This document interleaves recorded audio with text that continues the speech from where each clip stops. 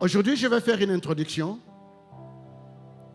qui sera générale, une introduction générale, qui prendra beaucoup de domaines en jeu au même moment. Et demain, nous allons spécifier les domaines. Parce que vous savez, le combat de mariage peut être le combat du travail en réalité. Vous voyez, si les femmes et les hommes se donnaient gratuitement, en tout cas, il suffit que je fasse un sifflet, pia, ici, là. Vous allez voir comment les ramifications vont se faire. Les uns vont aller à gauche, à droite. Parce qu'il y a des gens qui veulent se marier ici. Mais ils posent un problème d'argent. Donc, si on résout l'argent, on résout le mariage aussi. Mais il y a par ailleurs d'autres qui ont juste un problème de parler, qui sont encore des Moïse, qui bégayent jusque-là, qui ne savent pas comment aborder, qui sont investis par la timidité. Ça aussi, c'est un problème. Ah, il se réjouit même, tu vois, moi je suis timide. Toi, timide dans ces histoires-là, ça risque de te tuer. Donc nous allons prendre un domaine plus large. Et dans ce domaine, chacun va essayer un peu de se placer pour voir quelle sera la suite. Amen. Ce domaine plus large, je le tire d'un ouvrage, le mien d'ailleurs. Cet ouvrage s'intitule « Donne-moi un corps ». Et c'est ce qui va faire l'introduction de ce soir. Mais par ailleurs, si tu as ces livres, ça va être encore plus intéressant. Vous voyez, souvent nous pensons qu'un mot ou un ordre suffit pour que les choses changent. Pour construire cette maison, on n'a pas prononcé une phrase. On a mis en jeu une science. Donc, la science des livres, c'est ce que dit Proverbe. Celui qui a la science peut être délivré. Celui qui a la science peut combattre avec prudence. Vous savez, dans le combat, tu peux avoir raison. Mais si tu combats mal, ta raison se transforme en tort. Je n'oublierai pas que Zidane est le meilleur joueur, l'un des meilleurs joueurs du monde, sinon la figure emblématique du football français. Et vous voyez ce qui est arrivé avec, quand on a prononcé de placer une seule phrase sur lui, comment tous les Français ont réagi. Mais malheureusement, il avait terminé sa carrière avec un carton rouge. Qu'est-ce qui s'est passé? Je ne sais pas qu'est-ce qu'on lui avait dit par l'Italien. Ça, l'arbitre n'avait pas vu. Mais ce que Zidane avait fait, l'arbitre a vu. Il n'a pas combattu avec prudence parce qu'il lui manquait la science. S'il savait et s'il avait remis dans son esprit que le fait de rétorquer alors qu'il n'y a pas ballon en main pouvait lui causer problème, il allait agir avec prudence. Le manque de science n'est bon pour personne. Donc, au-delà de tout ce que je vais dire, je te souhaite d'avoir la science en te procurant ces livres. Et je ne l'avais pas encore dit à l'évêque, mais le livre, il est là. Je n'ai que 30 exemplaires cette fois-ci. Et vous voyez, si tu en as, tu te délivres déjà. Amen.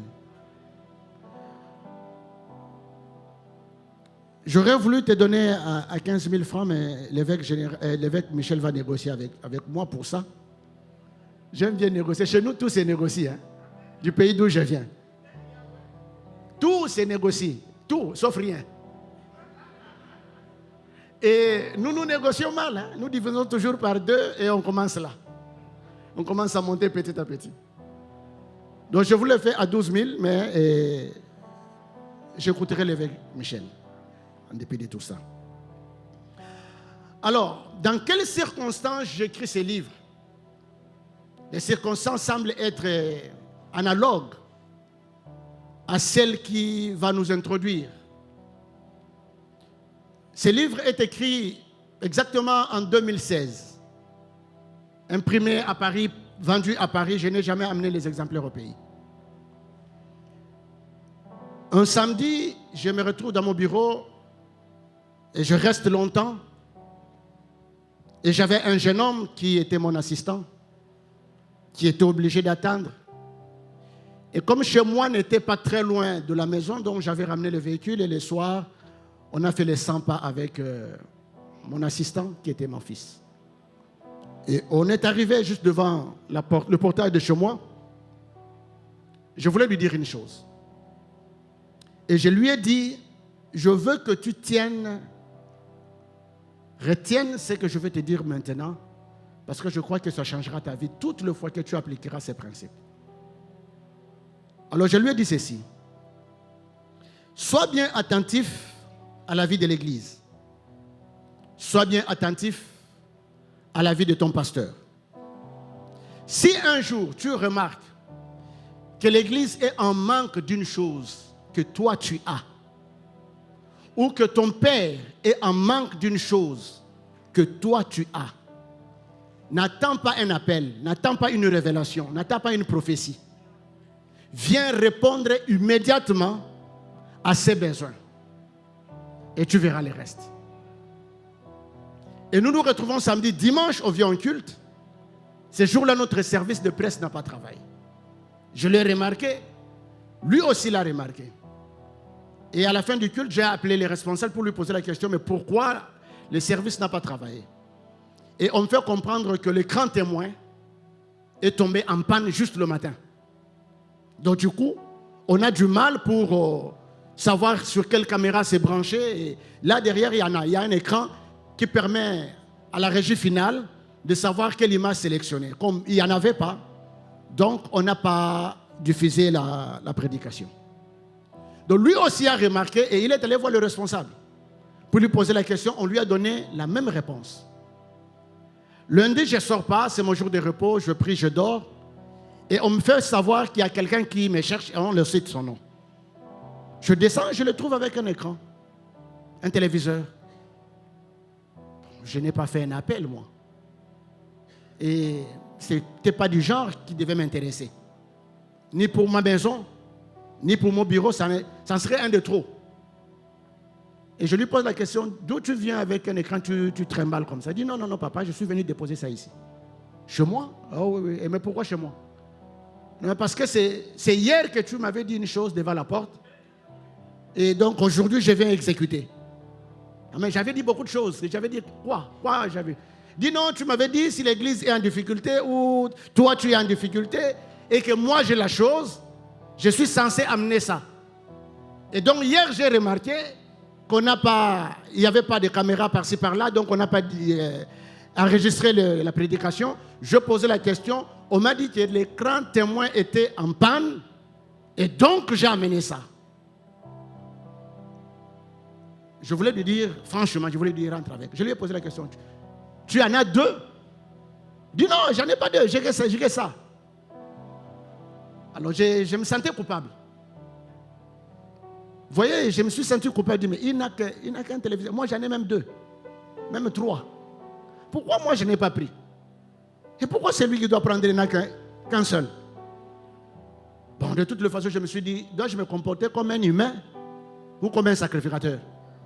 Si je me comprends en humain, ce serait possible que je sois compatissant. Mais je veux me comporter en sacrificateur, je n'ai pas de sentiment. Alors je lui dis, ok, va déposer ça à l'église. Donc il est allé déposer à l'église. À la même semaine, on lui fait comprendre qu'il y a un monsieur qui l'a toujours cherché, qui n'avait jamais eu ses coordonnées. Il avait connu quand il était trop jeune et il a appris que c'est un grand monsieur aujourd'hui. Il tenait à le voir. Et il va voir le monsieur. Non, on envoie son numéro au monsieur. Le monsieur lui dit, mais je suis passé chez vous, on m'a dit que tu es chez toi. Il dit, oui, oui, je suis maintenant chez moi. Tu es marié? Non, pas encore. J'ai une fiancée. Il dit, ok, je préfère te rendre visite chez toi. Il dit, mais ici, c'est pas confortable. Le gars dit, non, confortable ou pas, je viens. Et le monsieur est allé chez lui. Alors le gars, il transpirait partout parce qu'il n'y avait ni climatiseur ni ventilateur. Et la maison était muette. Parce qu'il n'y avait aucun bruit. Ni de la télé, moi encore d'une radio. Alors le gars dit, est-ce que tu peux m'accompagner? Ils montent dans les véhicules, ils vont dans un magasin électroménager et il dit à ce jeune homme, j'ai été chez toi, j'ai vu que tu n'avais même pas une télé. Alors est-ce que tu peux te choisir une télé ici et moi je paye? Bon, de ce côté, il y a des gens qui acclament. Toi, tu n'acclames pas, pourquoi?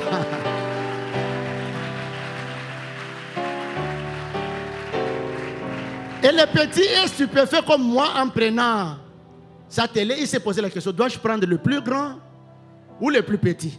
Lui-même s'est dit, si je prends le plus grand, le gars va dire, je suis un peu exagérant, quoi. Il veut prendre le plus petit, le gars lui dit, mais ça, tu auras mal aux yeux. Prends ce qui te permet de voir l'homme en entier. Lui m'avait donné un 21 pouces et il s'est retrouvé avec un écran de 45 ou... Et comme cela ne suffisait pas, il dit, mais j'ai vu que tu n'avais même rien là. Est-ce que tu peux prendre aussi un ventilateur? Et prends aussi un congélateur.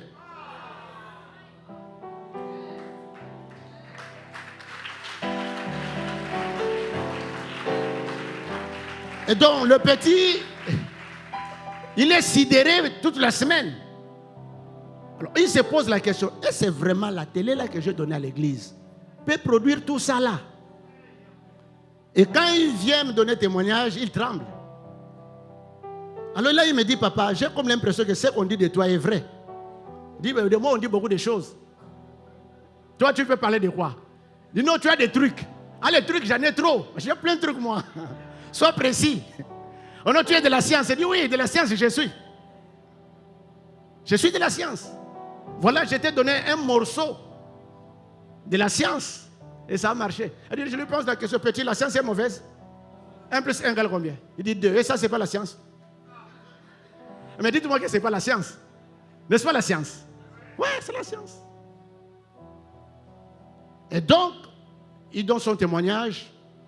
Et le lundi, je devais aller donner cours à plusieurs kilomètres de la capitale. J'arrive à un endroit, il n'y a pas de courant. Il y a juste un panneau solaire qui me donne la lumière et je suis au bord du fleuve. Et l'inspiration m'arrive.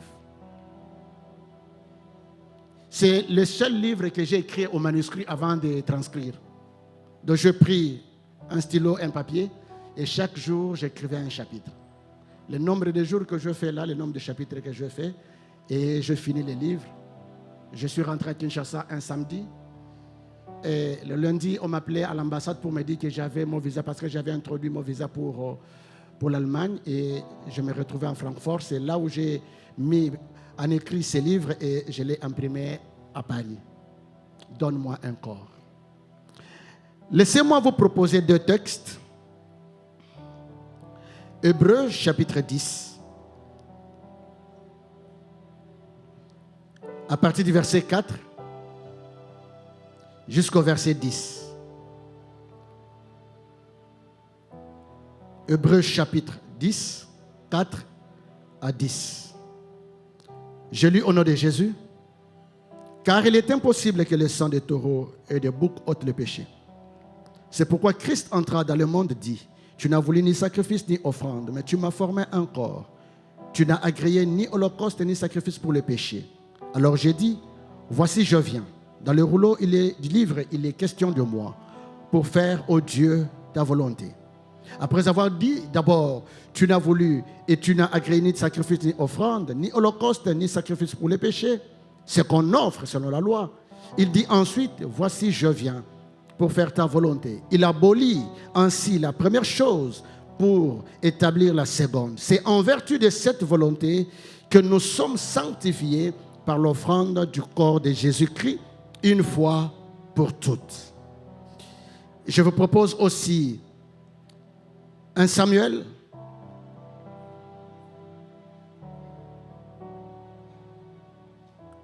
le chapitre 1,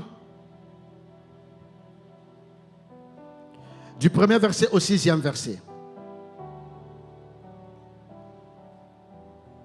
1 Samuel 1 à 6. 1 Samuel 1, 1 à 6. Il y avait un homme nommé Elkana. Il avait 2 femmes, dont l'une s'appelait Anne et l'autre Pénina. Pénina avait des enfants, mais Anne en avait point. Le jour où Elkana offrait son sacrifice, il donnait des portions à Pénina, sa femme, et à tous les fils et à toutes les filles qu'il avait d'elle. Mais il donnait à Anne une portion double, car il aimait Anne, que Dieu avait rendue stérile. Sa rivale lui prodiguait des mortifications pour porter à s'irriter de ce que l'Éternel l'avait rendu stérile. Amen. Je vais donner une indication qui va venir pendant les services. Naturellement, Dieu parlera par la voie de prophétie et des paroles de connaissance. Tenant compte de la sensibilité de la matière, je ne suis pas sûr que nous puissions livrer des messages des individus en pleine session. Et je sais ce que ça veut dire. Donc il suffit que ton nom soit cité ou que tu sois localisé. Tu vas prendre rendez-vous avec l'équipe et nous te parlerons après. Parce que je préfère que ce qui te concerne toi seul. Donc, on ne voudra pas faire un spectacle. Le don, Dieu nous le donne pour l'édification de l'Église. Et on voulait le faire en te respectant et en respectant l'évêque général et l'évêque Michel et Sérène. Merci pour votre compréhension. Est-ce que quelqu'un peut acclamer pour ça?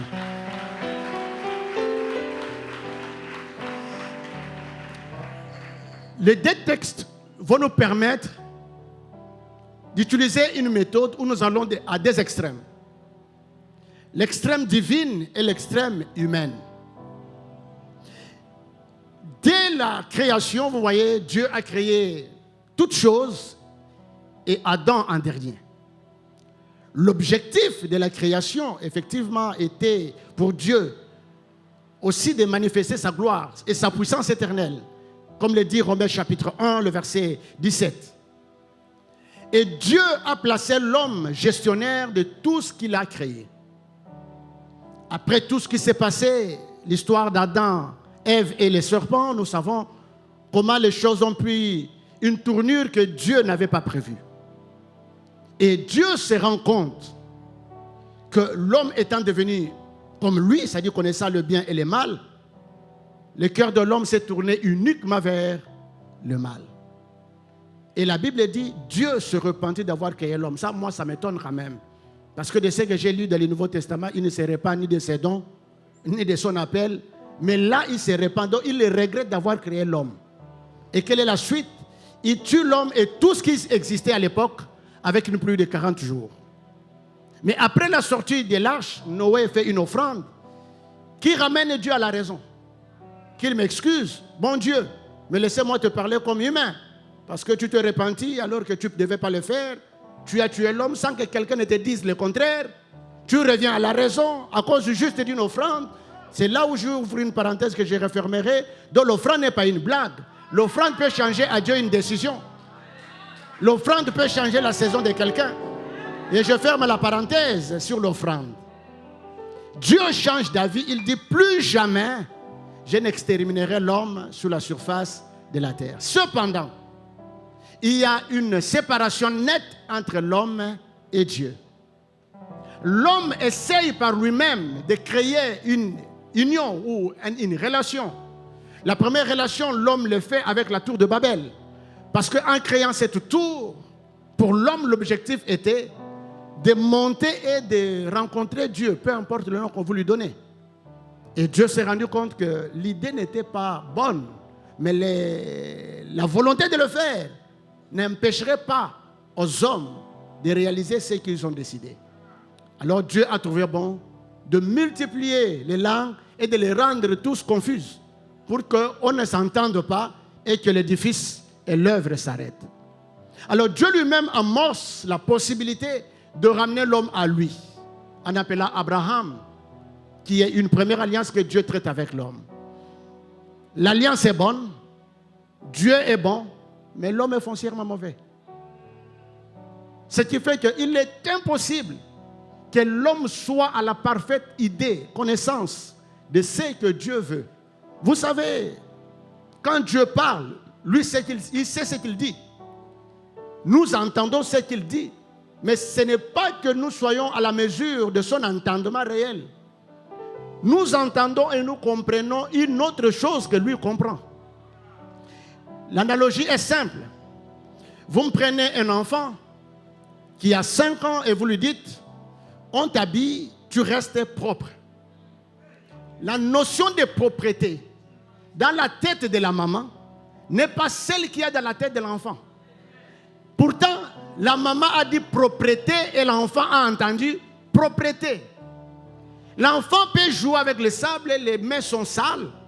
Et quand maman lui rappelle qu'il fallait rester propre, vous savez bien, vous et moi, qu'est-ce que l'enfant va faire?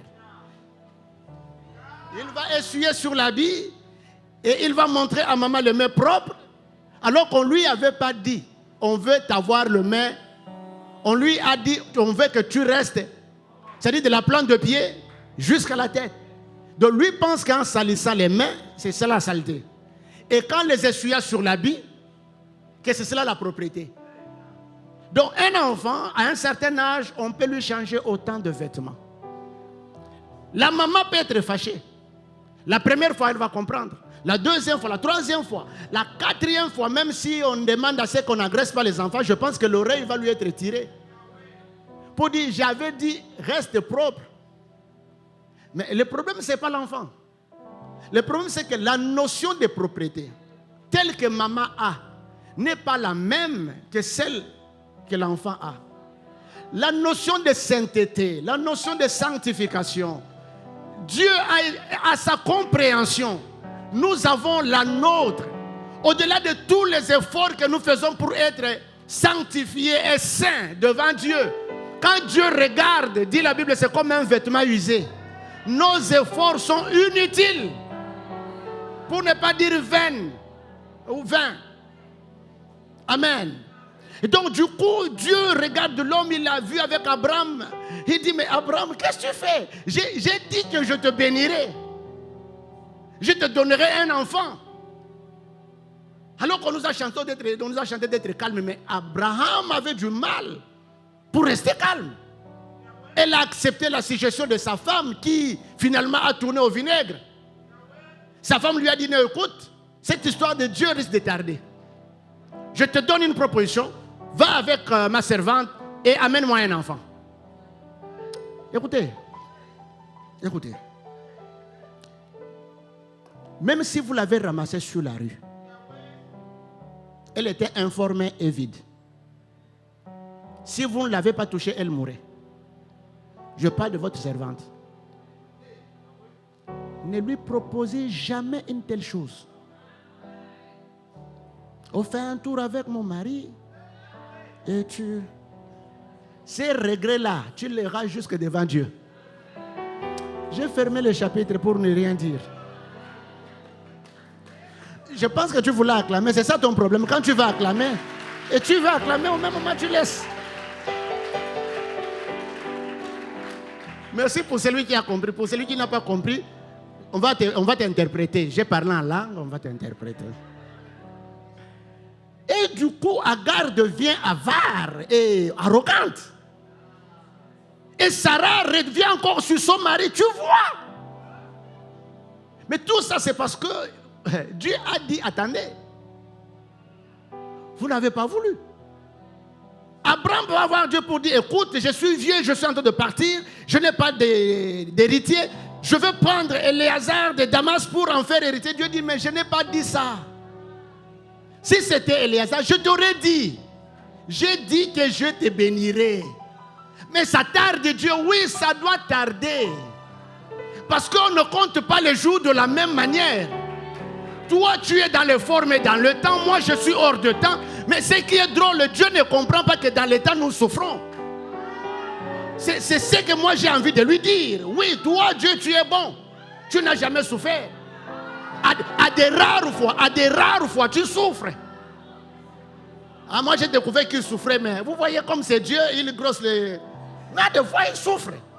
Mais il n'ose le dire. Et c'est des rares fois que tu souffres, mais nous, généralement, nous souffrons. Donc si toi, tu ne comptes pas les temps, en tout cas, compte-les pour moi. Avec Abraham, ça passe, Moïse, et finalement, Dieu se rend compte que personne n'arrive à ce qu'il faut. Et dans Michée, mais finalement, il donne une prophétie dans la bouche de Michée. Avec quoi m'approcherai-je devant Dieu? Qu'est-ce que Dieu veut d'un homme? Ce que Dieu veut d'un homme et ce que l'homme fait, c'est deux choses diamétralement opposées. Il y a donc une crise. Dieu ne doit pas continuer à tuer les hommes. Vous voyez, entre l'Égypte et Canaan, combien de personnes sont mortes au désert? En fait, tout le monde est mort, à l'exception de Caleb et Josué. La génération d'Égypte, personne n'a mis pied en Canaan. Et le gars est tué comme si rien n'était. Mais à des moments, lui-même se pose la question, est-ce que j'ai créé l'homme pour le tuer? Si je continue à le tuer, pourquoi je l'ai créé? Mais comment l'homme n'arrive pas à comprendre ce que je lui dis? Mais c'est parce que mon Dieu, c'est un homme. Trouve une autre méthode. Mais la méthode que Dieu doit trouver est tellement extrême, pour ne pas dire impossible. Parce qu'en fait, bien-aimés, réfléchissez. Quand vous demande, humain que vous êtes, moi aussi, de devenir médecin de fourmis, et que l'on vous dise qu'il y a une fourmi qui s'est fracturée. Et vous devez devoir le plâtrer. Ça dit que même si on déposait 1 milliard là que vous avez toujours cherché, rendez-vous compte que le gars est rentré avec ces milliards. Parce que c'est l'impossibilité la plus impossible que vous puissiez arriver à ça. Mais si on demande ça à une autre fourmi, vous pensez que c'est un problème? Non. Déjà, certainement, ils ont leur médecin qui les traite. Parce qu'ils ont la même morphologie, la même substance. C'est donc facile pour que la fourmi traite une autre fourmi. Comment Dieu, saint, saint, saint, grand dans tout ce que nous savons, tout puissant, qui n'a ni commencement, ni fin, immesurable, immaîtrisable, pourrait-il être dans l'impossibilité de nous sauver? Mais parce qu'il est Dieu, il n'a pas de corps, il n'a pas de sentiments, il ne sent pas ce que nous sentons. Mais la difficulté est là, clairement établie. Qui va faire ce que Dieu veut? Qui est cette créature qui va faire la volonté de Dieu telle que Dieu le veut? Moïse n'a pas pu le faire, Abraham non plus, David encore moins, bien qu'il soit l'homme selon le cœur de Dieu. Mais en tout cas, je ne suis pas sûr que toi et moi, nous sommes prêts à faire les péchés de David. Surtout pas toi, je connais. Tu es tellement sensé, tu ne sauras pas. Mais malgré ça, tous sont à côté. Donc la crise est là. Dieu lui-même, pour une première fois, est en crise. Parce qu'il trouve que la mauvaise solution, pas la bonne. Et c'est quoi la mauvaise solution? Tuer. Ah mais c'est tout ce qu'il faisait. Dieu a même tué Moïse. 10 ans par an de Moïse, la Bible dit, Dieu n'a jamais parlé à quelqu'un comme il a parlé à Moïse, sans énigme. Mais le jour où Moïse a frappé la pierre au lieu de parler, Dieu l'appelle pour dire, toi tu m'as déshonoré devant les gens. Mais Dieu, tu es là à la colère, compatissant. Moi c'est Moïse. Tu oublies Dieu, Moïse c'est moi. Frotte-toi les yeux, Dieu, tu vas te rendre compte que Moïse c'est moi. Dis oui, je sais que c'est toi, mais tu m'as déshonoré. Alors, à cause de cela, je te dépouille de ton sacerdoce, toi et ton frère, et on fait les transferts. Il enterre Moïse. Bon, si Moïse est enterré, l'homme à qui Dieu a parlé sans énigme, il reste qui? Qui peut être épargné de cette frappe? Donc Dieu est en difficulté, même si vous ne l'admettez pas. Ça vous semble difficile. Parce que s'il n'était pas en difficulté, qui trouve la solution? Dans cette difficulté, quelqu'un parle au ciel. Tu n'as voulu ni sacrifice. Tu n'as voulu ni offrande. Tu n'as rien voulu, ni graisse, ni huile. Mais voici. Donne-moi un corps. Je vais faire ce que tu veux. C'est-à-dire, Dieu écoute une prière qui n'a pas de sens. Qui est normalement impossible d'être articulée de la bouche de quelqu'un. Parce que Dieu ne répondra jamais à une telle prière. Dieu, devenir homme, vous ne calculez pas la distance. Mes frères, est-ce que vous comprenez les dangers? Les dangers que comportent ces jeux-là. D'un Dieu. Ni commencement, sans commencement ni fin. Immesurable. Dieu de toute possibilité. Il va se restreindre dans un corps en étant en un seul endroit. Lui qui était capable d'être au même endroit partout, au même moment, quand il est ici, il est là. Il doit avoir un âge, parce qu'on va dire Dieu est né le. Il entre dans un registre et on lui établit aussi. Vous savez, quand vous naissez, il y a attestation de naissance et de décès au même moment. Mais l'un est signé, l'autre est mis en réserve. Parce que tout ce qui ne meurt. Donc quand Jésus naît, attestation de naissance, mais il y a déjà l'établissement d'attestation des morts qui n'est pas encore signé, qui sera signé à la date. Donc Dieu doit accepter tout ce jeu-là. Et il va être appelé homme. Même s'il va être tout ce qu'il va être, ce sera un homme. Alors, imaginez la possibilité de ne plus jamais retourner à être Dieu. Est-ce que vous mesurez les dangers? Est-ce que je parle à quelqu'un? Mais ça dit c'est la solution la plus extrême.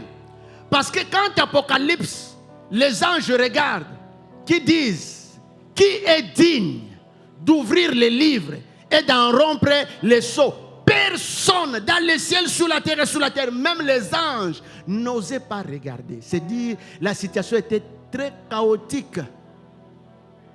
Jusqu'à ce qu'on présente celui qui s'est présenté. Voici les lions de la tribu de Juda. Donc quand on présente les lions, le lion lui-même comme fils se présente devant son père pour dire, je sais que tu es en difficulté.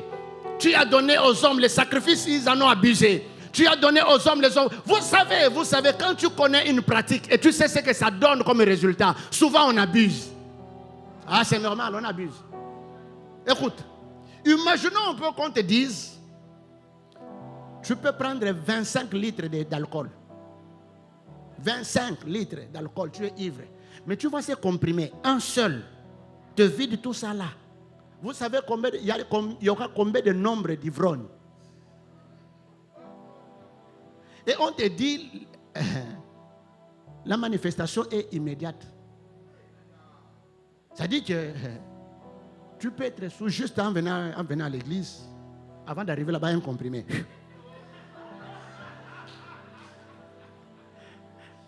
Est-ce que quelqu'un comprend? Donc, toutes les fois que la pratique est connue et les résultats de la pratique est connu, l'homme en abuse toujours. Toujours. Et Dieu finalement se dit, mais l'homme est comment? Tu ne connais pas l'homme Dieu. L'homme est l'homme, hein? Ne t'amuse pas Dieu. Et Jésus demande un corps et Dieu lui donne. Quelle est la demande la plus compliquée que Dieu n'ait jamais résolue? C'est celui d'un Dieu qui devient un homme. La demande la plus extrême, l'impossible. Mais Dieu a donné à Jésus, son fils, un corps. Jésus est né.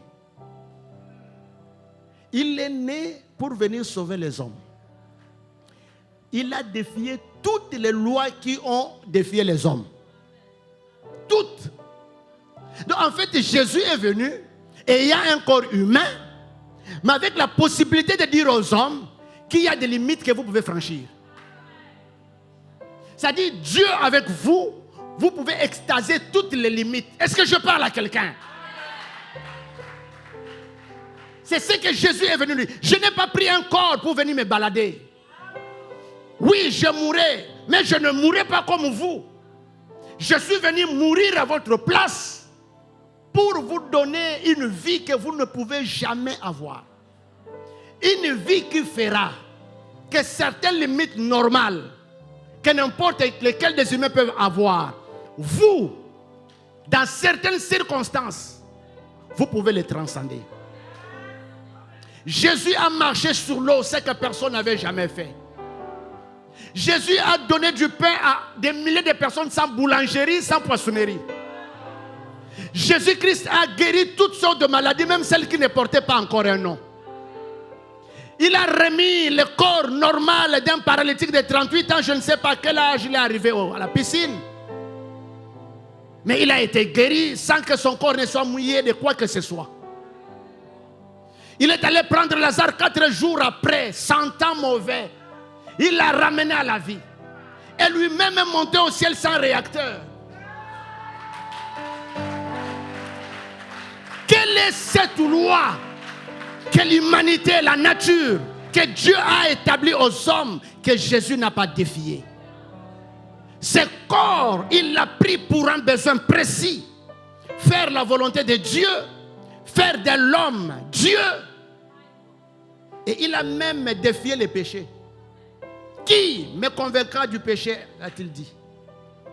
On lui amena une femme attrapée en adultère. Et tout ce qu'il fallait, c'est la lapider.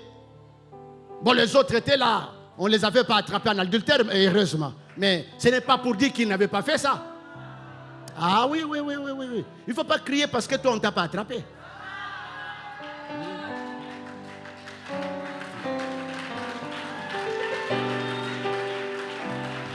Pour la petite histoire, dans une église, un responsable de la chorale a engrossé la sœur de la chorale.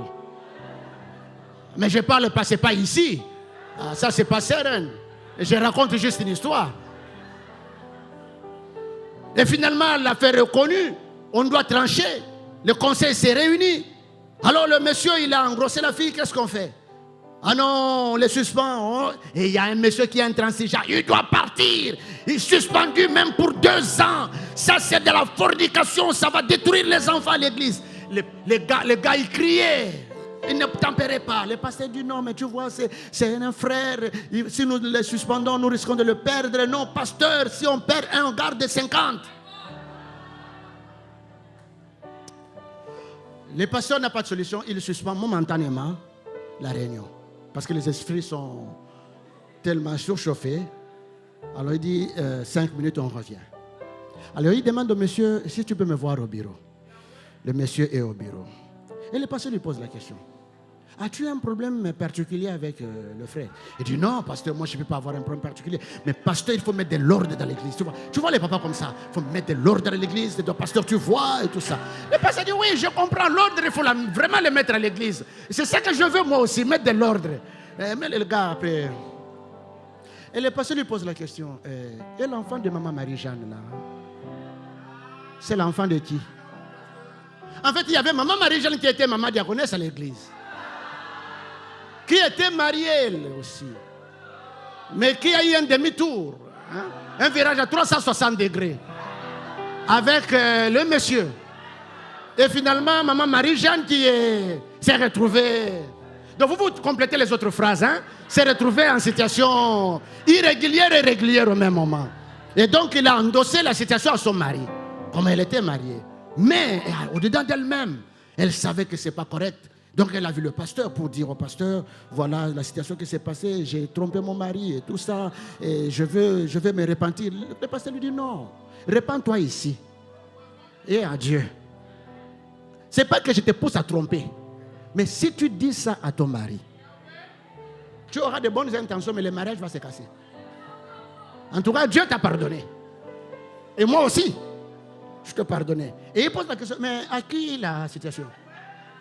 Oh non, à Papa Claude. Ah! Ok, donc le pasteur est calmé, maman Marie-Jeanne et Papa Claude. Bon, il reste pasteur comme un cimetière, il garde tout. Et quand Papa Claude fait du bruit sur les jeunes hommes, et le pasteur l'appelle calmement pour dire, et l'histoire de maman Marie-Jeanne. Et Papa Claude devient calme.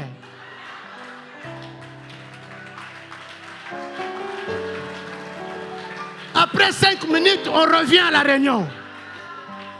Après, le pasteur dit, Papa Claude a quelque chose à dire. Alors Papa Claude prend la parole et dit, bon, vous voyez, c'est un enfant.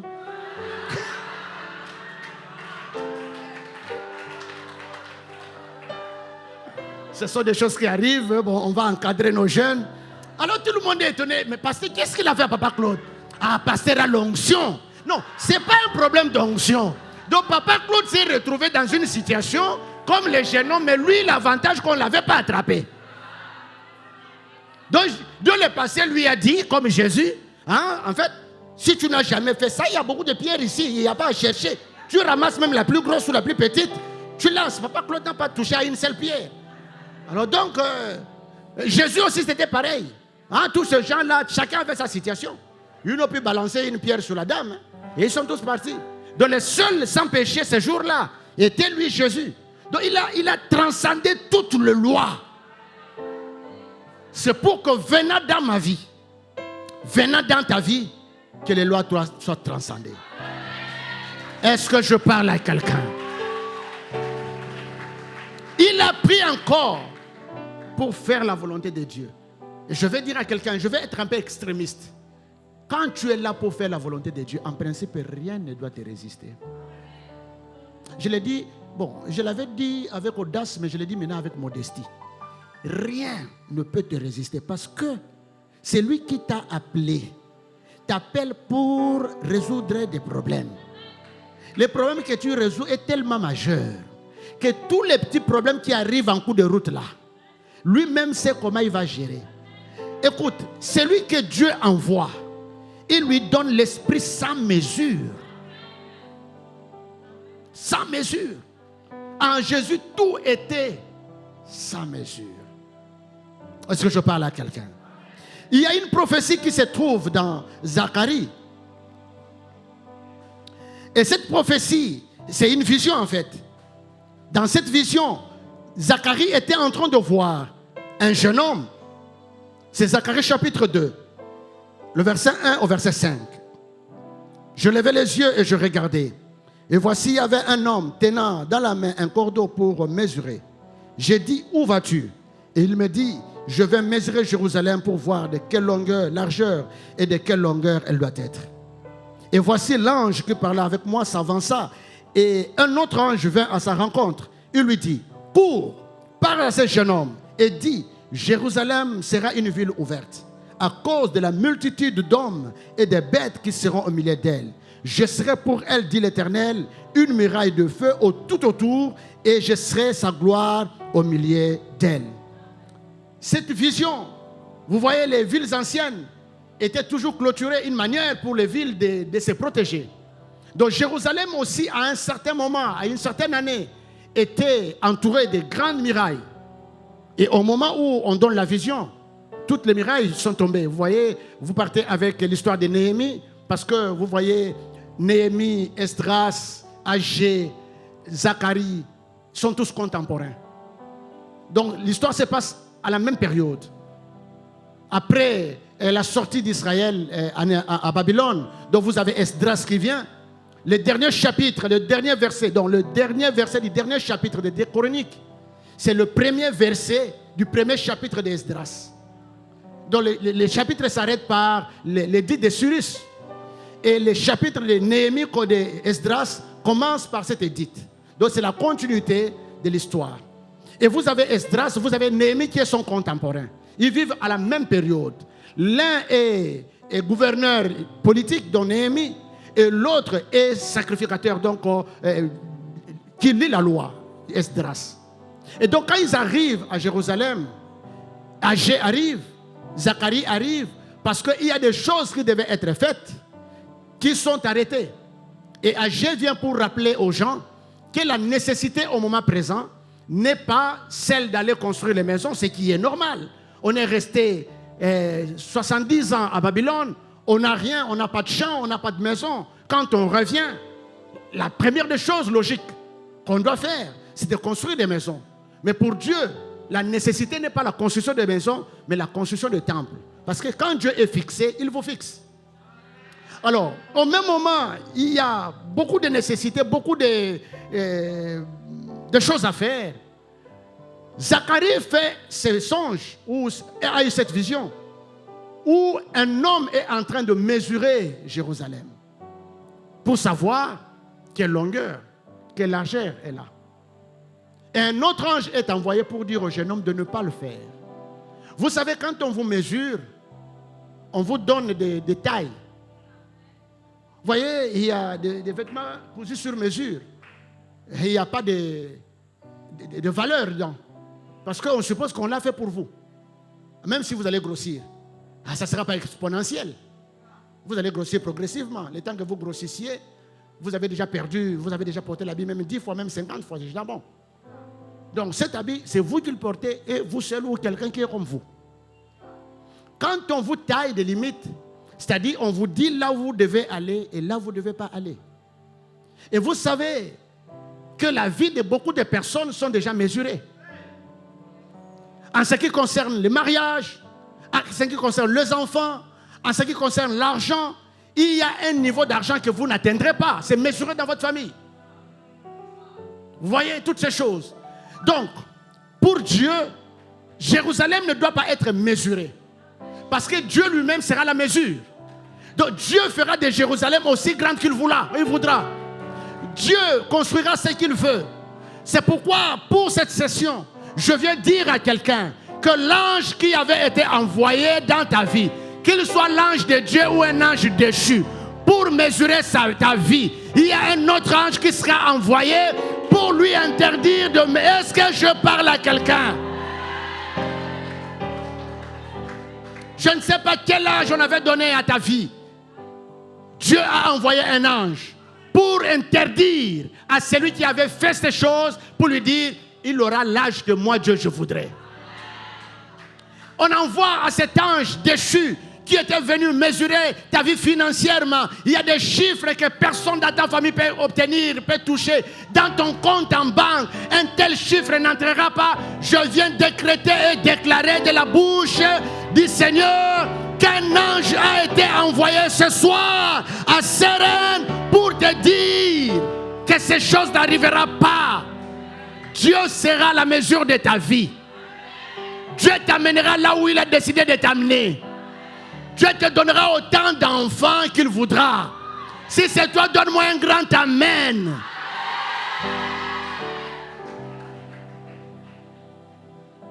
C'est pourquoi, donne-moi encore une double démarche. La première démarche, c'est celle que nous avons prise avec l'histoire avec Jésus, qui lui-même a demandé un corps pour aller faire la volonté de Dieu. Et Dieu lui a accordé. La deuxième démarche, c'est Dieu lui-même qui se retrouve en difficulté, qui donne un corps à quelqu'un. Alors nous prenons les démarches où l'homme demande. Amen. Le préalable est que l'ange est déjà descendu. Il a déjà poursuivi les premiers. Qui voulait mesurer? Il a déjà l'interdiction. Est-ce que je parle à quelqu'un? Il y a déjà une interdiction dans ta vie. Il n'y a plus de mesure. Oh, ton amen est faible. Que ton amen arrive à l'autel. Fonctionne maintenant comme quelqu'un. Mais vous savez, il est bizarre. Hein? Il est bizarre quand tu es resté longtemps attaché. Même si on te dit on t'a détaché, tu auras du mal pour partir. En tout cas, agresse-toi. Hein? Agresse-toi. Je te dis, tu es libre. Parce que l'ange est venu. Ok. Voici maintenant une histoire qui arrive dans la Bible. 1 Samuel, chapitre 1, le verset 1 à 6 que nous avons lu. Elkana a 2 femmes. Et je présume que Anne devait être la première. Comme toujours, quand la première n'a pas d'enfant. Soit c'est elle-même qui fait la proposition. Soit c'est la famille qui fait la proposition. Et on a fait une coutume. Si la première femme n'a pas d'enfant et que l'homme doit avoir une progéniture, il ne pêche pas de prendre une deuxième femme qui peut lui faire les enfants. Mais ce qui est drôle, on n'a jamais posé la question à ces femmes qui n'ont pas eu d'enfants, qui se sont vues emprunter une deuxième pour donner les enfants. On ne leur a jamais posé la question ce qu'elles ressentent. Mais je n'ose pas dire qu'elle rit. Elle pleure en riant. Parce qu'elle doit donner l'impression que ça marche. Mais en réalité, ça ne marche pas. Ce soir, mon frère, ma soeur, je ne veux pas que tu ris pour nous faire impression. Je préfère que tu pleures même de vrai. Personne ne peut venir te calmer sur une situation qui ne marche pas. N'autorise jamais ça. Oh non, tu vois, ça arrive aux hommes. Mais cet homme-là, ce n'est pas moi. Ça arrive aux hommes, trouve un autre homme. Ça arrive aux femmes, trouve une autre femme. En tout cas, pas moi. Pas moi. En créant l'homme, Dieu a dit qu'il n'est pas bon que l'homme soit seul. Il n'est pas seulement question d'Adam et Ève. Ne suis-je pas une femme? Et si nous allons dans la logique où Ève a été tirée de la côte d'Adam, et moi je suis tiré de la côte de qui? Donc moi, la matière avec laquelle on m'a fabriqué venait de nulle part. Pour que tu essayes de me dire, de me calmer parce que je n'ai pas de mariage, tu tires cette logique où? Bien aimé, c'est question de logique. Si la logique est ancestrale, on t'expliquera des choses à quoi tu vas croire. Soit tu appartiens à Dieu, tu restes dans la logique de Dieu, soit tu es dans une autre logique. Soit tu as la foi, soit tu ne l'as pas. C'est deux cases. Il n'y a pas d'intermédiaire. Case de foi et case de manque de foi. Et pour avoir la foi, il faut avoir la connaissance. L'ignorance ne te donne pas la foi, ça te crée la croyance. Tu peux être balancé tantôt d'une manière, tantôt d'une autre. Elkana va prendre une deuxième femme qui lui donne des enfants. Et elle ne sait pas comment Anne est maltraitée. Je n'étais pas là, mais je sais d'imaginer. Un jour, Anne a envoyé la fille de Pénina. Essaie un peu d'allumer le feu. La fille de Pénina, en allumant le feu, elle se brûle. Elle crie, maman, je me suis brûlée. Et sa mère arrive, généralement, non, maman, pas le maman actuel, non, maman. Quand il arrive là, la première chose, c'est tirer l'oreille. C'est comme pour dire, t'avais déjà averti, mais tu n'as pas obtempéré. Dis, non, maman, c'est pas moi, mais c'est qui? C'est maman Anne. J'ai compris. Depuis très longtemps, tu as toujours cherché mes enfants. Pas dans mes enfants, pas... Maman, je l'ai juste envoyé. Non, ne touche même pas, n'envoie même pas. Accouche aujourd'hui, qu'elle grandisse. Il y a des phrases qui ne sont pas bonnes à entendre. Ces jours-là, même si ton mari t'avait acheté l'habit le plus important que tu as toujours cherché. Ah, cet habit va attraper le deuil. Et tu t'assois, tu te poses la question, qu'est-ce que je fais? Et ces jours-là, Dieu au ciel, la louange va s'arrêter pendant quelques secondes pour écouter ta plainte en vitesse. Je peux m'imaginer le nombre de fois Anne a été maltraitée par Pénina, insultée. Vous savez, il y a des chansons qui se chantent, dont on ne cite pas le nom de la personne, mais tout le monde peut placer son nom.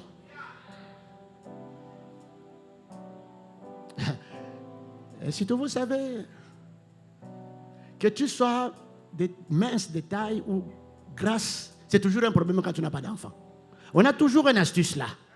Tu es mince, regarde. Avec ces corps-là, comment les enfants vont venir? Comme si les enfants regardent le corps là. Tu es grasse là, dit, tous les corps là, c'est ta graisse seulement, au lieu que ce soit les enfants. Petit détail, problème. Très grosse, problème.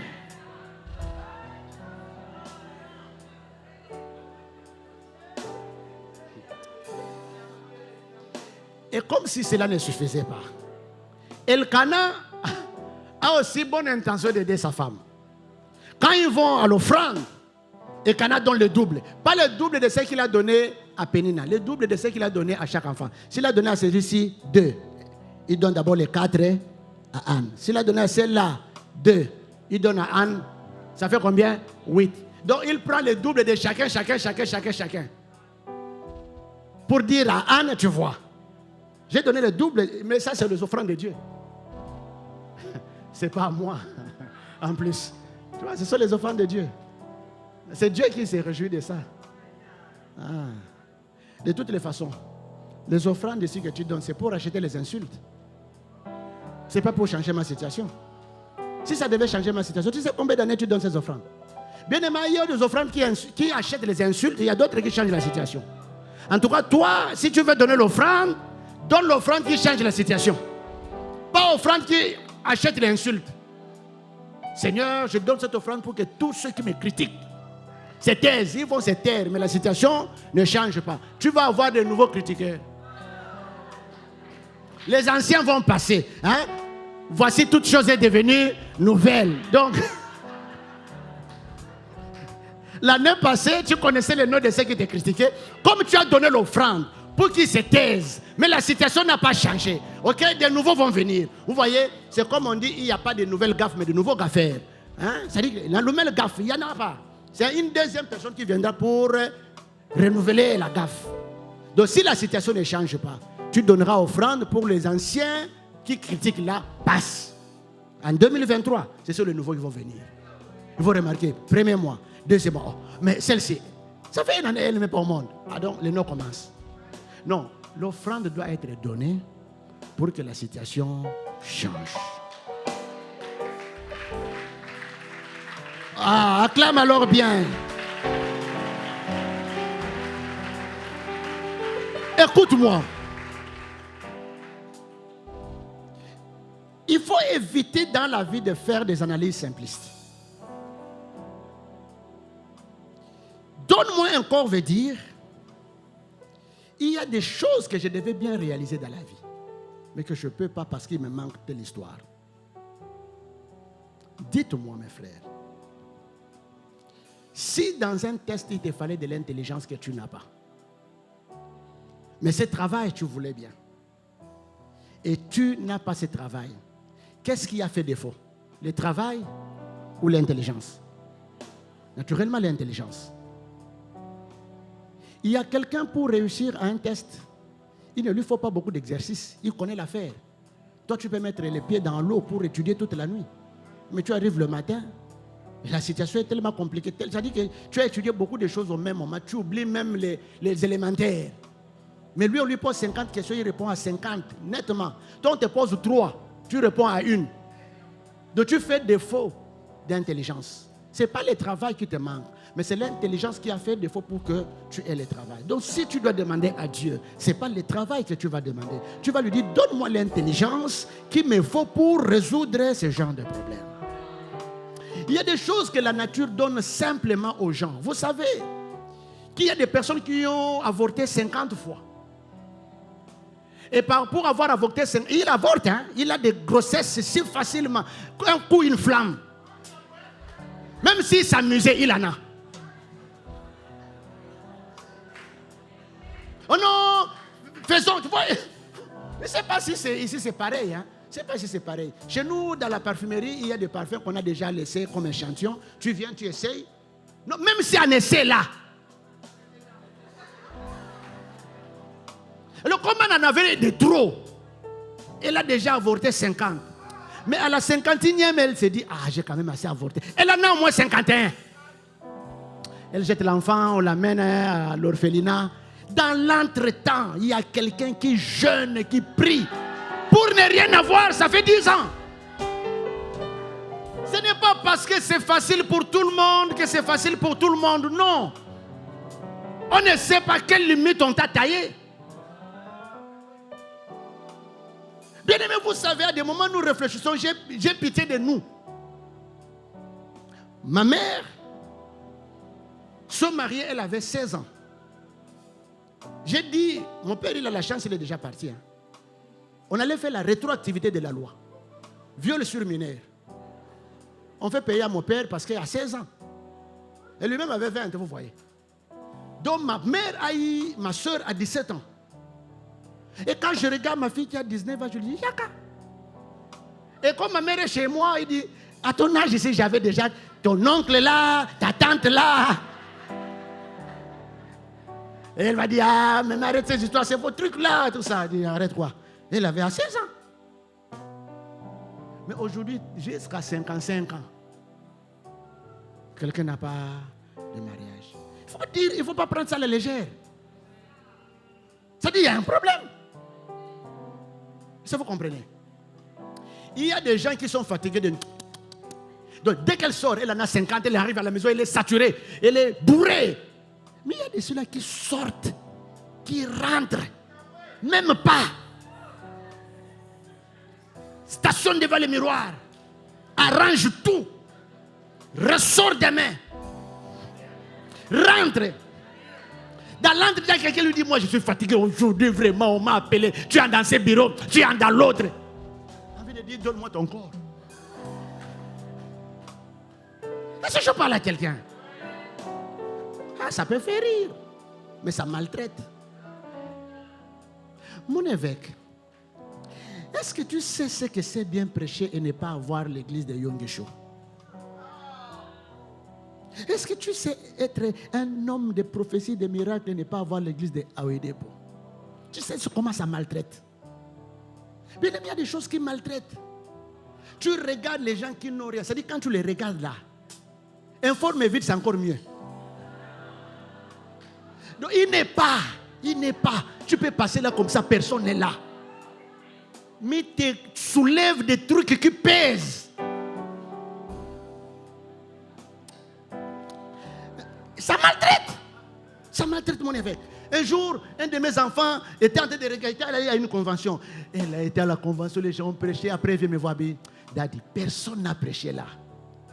Si tu aurais été là, je dis, mon fils, je ne suis pas là. Je ne suis pas là, ça maltraite. Mais ça, je parle à quelqu'un. Nous sommes tous maltraités. Chacun en ce qui le concerne. Et quand on est maltraité, il ne faut pas rire. Il ne faut pas se laisser aux encouragements inutiles. Il ne faut pas se laisser aux flatteries. Il faut se fâcher. Tu t'assois là dans votre famille. Tu regardes devant, il n'y a personne. Tu tournes derrière, il n'y a que des nuls comme toi. Tu t'assois encore. Mais je veux que tu pleures. Pas une seule larme tombera par terre. Décide-toi. Est-ce que je parle à quelqu'un? Bien aimé, est-ce que vous comprenez que dans la situation de Anne, la Bible dit Dieu l'a rendu stérile. Donc Dieu est l'auteur. Comment Dieu peut être si méchant? Vraiment, Dieu, mets-toi à la place de Anne. Quand Pénina la maltraite là, toi, quel est ta choix? Donc toi, tu es là, qu'il m'excuse, hein, Dieu, excuse-moi. Il est là, on chante pour lui, alléluia. Dans l'entretemps, Anne ici, en train d'être maltraitée parce que lui, Dieu, l'a rendu stérile. Donc tu peux être stérile parce que les hommes l'ont fait. Dieu aussi peut le faire. Le monde des ténèbres aussi peut le faire. Tu peux manquer le mariage parce que le ciel, la terre peut être auteur. Mais bien aimé, est-ce que c'est parce que ce sont eux les auteurs que la situation ne peut pas changer? Ce soir, il y a une clé. Ton amen là est plus faible. Écoute bien aimé, la science ne sert pas seulement à expliquer les choses et à les démontrer, mais à résoudre et à créer. Si nous connaissons c'est quoi les problèmes, nous devons être à mesure de les résoudre. Si Dieu vient me dire, ainsi dit l'Éternel, ok, j'entends. Pasteur Elvis, tu as un maître, ça je sais. Tu as des teints clairs, ça je sais. Tu es marié, je sais. 3 enfants, je sais. Et après? Bon, tu as tel problème, je sais. Ou j'apprends, ok. Quand tu auras fini, j'attends la solution.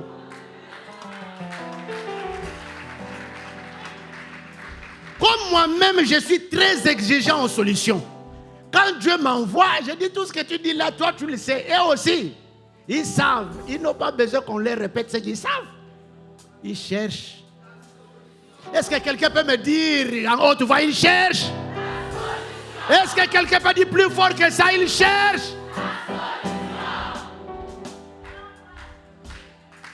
La solution est dans la science. Et je vais expliquer la science. Donne-moi un amen.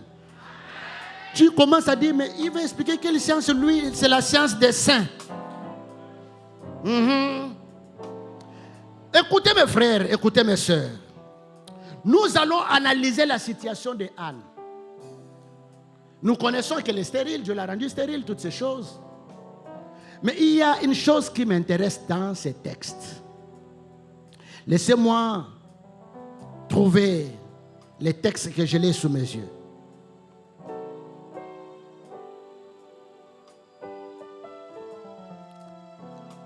Rasoteri manderebos.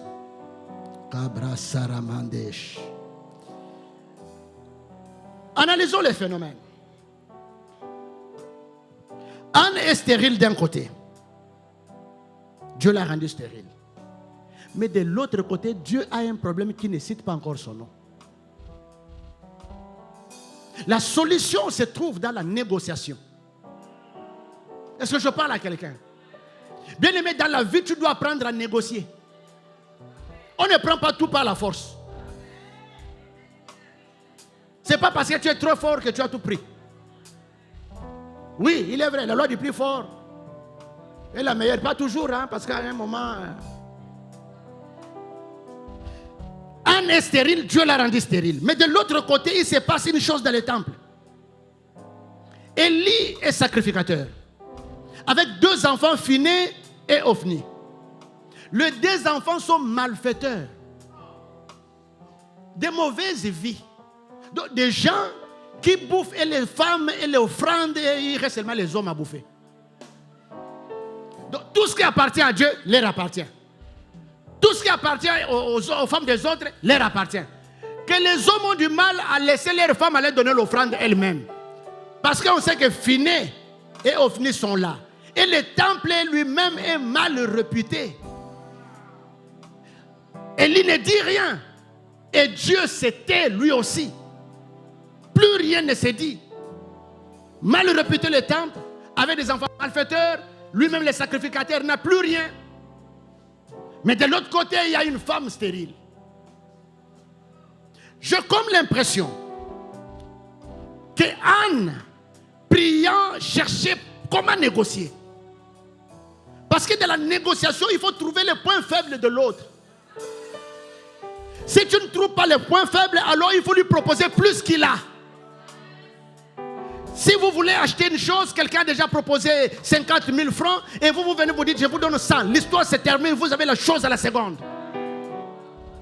Ne venez pas donner 45 à quelqu'un à qui on a déjà proposé 50. Il va vous donner sur base de quoi? Donc Anne se rend compte qu'à la mort d'Élie, logiquement, c'est Phiné et Ophni qui sont censés prendre les sacerdoces parce que c'est transgénérationnel. Maintenant que du moment où leur papa vit, Dieu a déjà tout arrêté. Qu'est-ce qui prouve que Dieu peut faire quelque chose avec ces jeunes gens? Donc Anne a vu en avance comment le sacerdoce sera vide.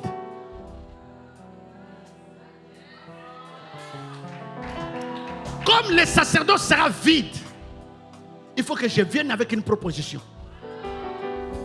Je vais négocier avec Dieu sur ça.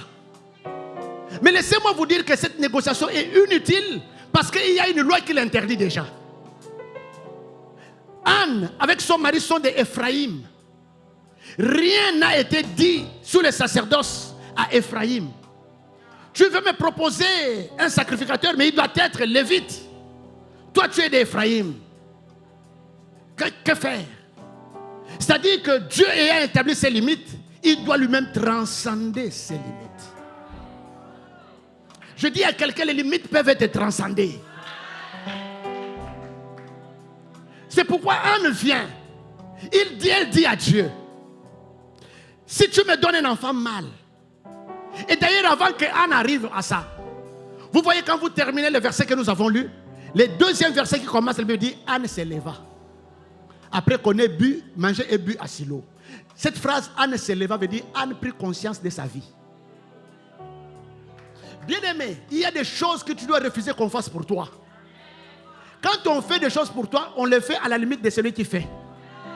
On a donné autant de sacrifices pour Anne, ça n'avait rien changé. Les jours où Anne s'est dit non, mais de toute façon, c'est moi qui suis stérile, ce n'est pas mon mari. Pourquoi moi stérile, c'est lui qui donne les offrandes? Est-ce que les offrandes là qu'il donne, c'est pour la stérilité? Et la Bible dit, Anne se leva. Donc elle prit conscience, cette affaire me concerne. Si je ne fais rien, rien ne se fera. Donc, je dois faire quelque chose. Ces jours-là, elle n'a pas donné d'offrande. Elle est allée rester au temple. Elle a prié. Et elle priait, c'est une négociation. Dieu, ce n'est pas écrit, hein, mais moi je peux lire à leur place. Dieu, j'ai compris que même toi, si tu ne parles pas, entre nous là, tu es aussi en difficulté. Quand elle va mourir, la sacrificature va rester vide. Parce que les deux malfaiteurs ici, tu ne peux pas les avoir. Alors voici ce que je te propose. Donne-moi un corps. Tu me donnes un corps que je te prêterai en remplacement de ces deux malfaiteurs. Si tu vas acclamer, fais-le bien.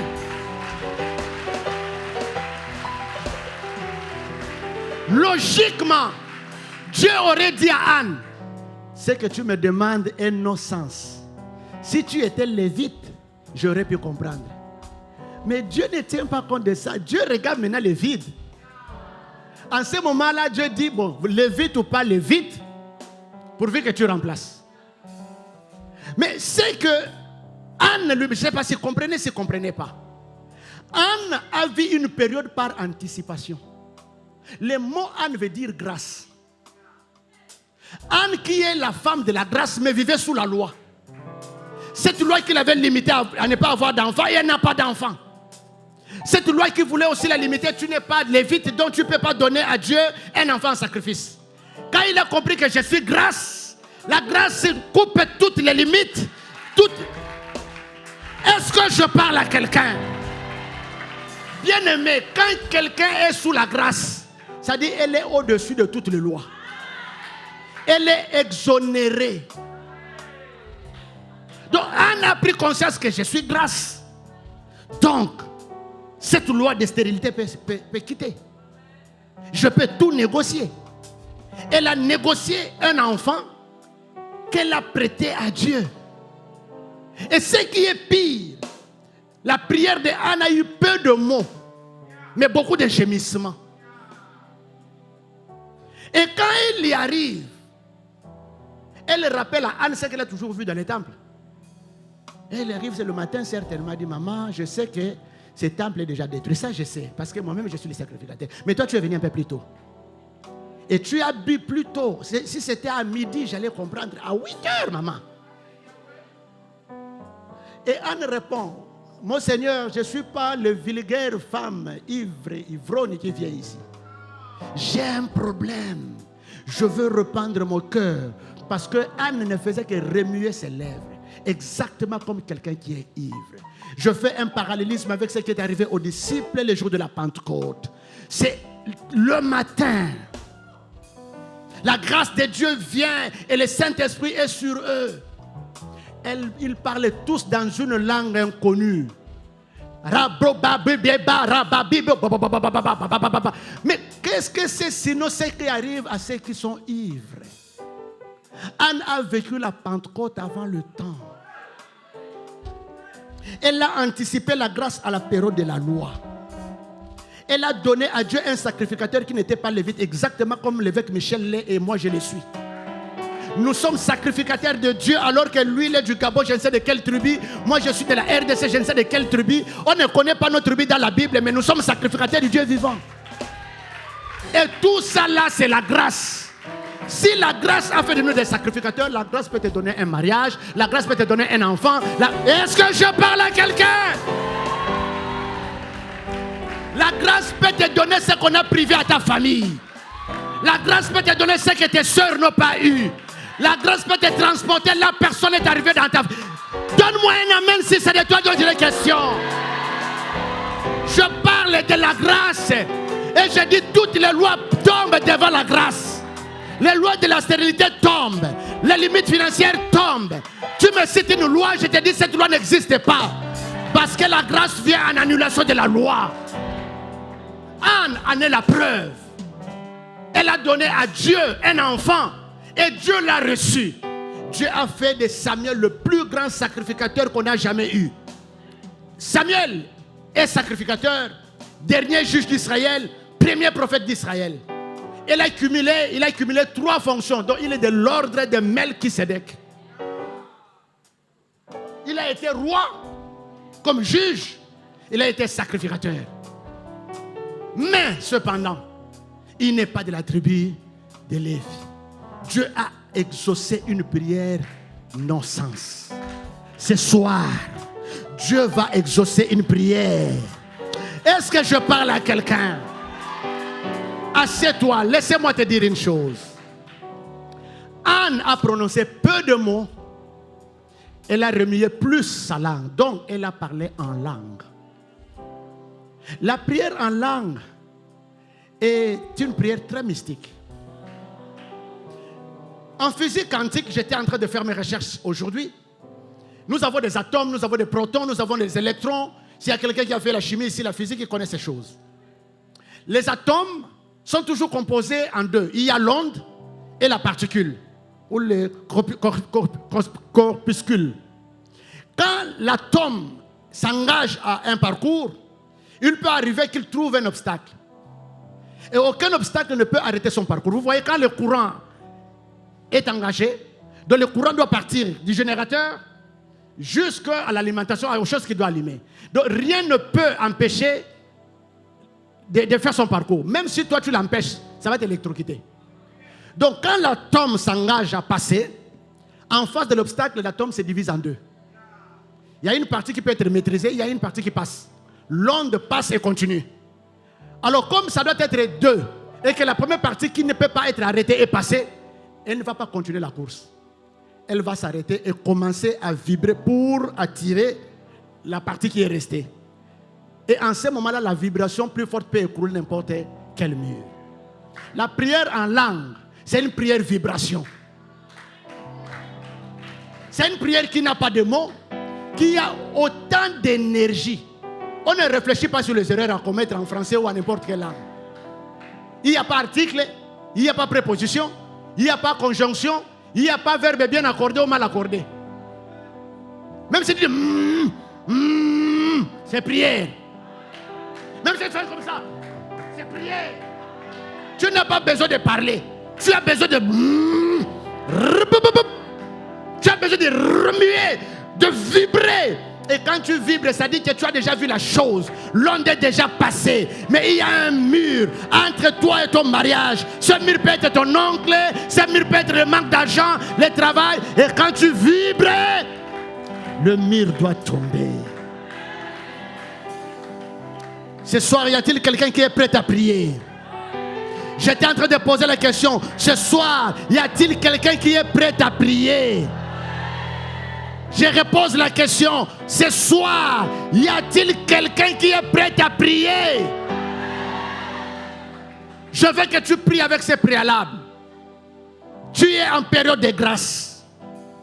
Il n'y a aucune limite qui soit établie sur ta vie et qui demeure.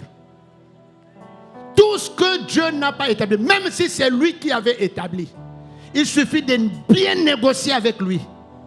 Et la chose passe. Lève-toi où tu es.